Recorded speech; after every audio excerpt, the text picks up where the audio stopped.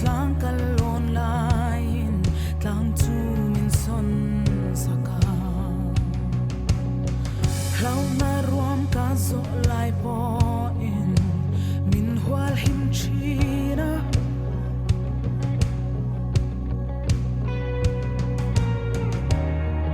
eng ma reng ka lau long ka kia ngai um si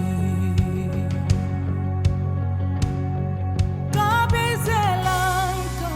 thei na song len ka ban phar tung se lin lal pa in to na ita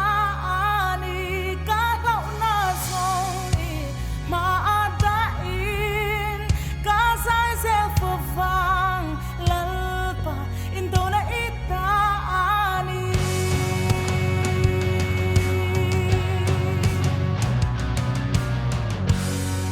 katani am chuanin tun nge min do theiang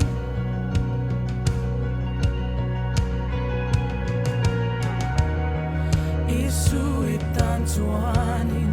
theilo a theilo moi na reng nei lo me fa pa moi na im bu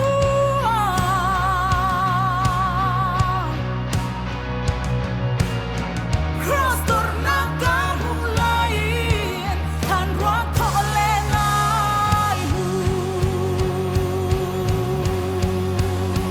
ka be se lang ka thei na song len ka ban phar chung se lin lal pa in do na ita ani ka lau na song i ma ada in ka sai se fo fa lal pa in do na ita ani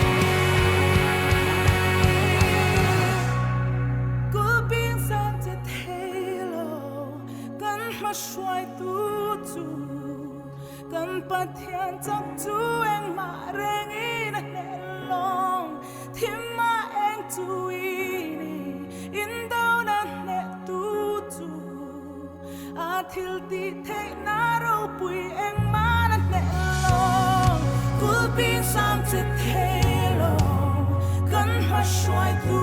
tu kan pathian chak tu eng ma reng in a ne long thim ma eng tu ini in do na ne tu tu a thil ti thei na ro pui eng ma na ne long kul bin sam te thelo kan ma shwai tu tu kan pathian chak tu eng ma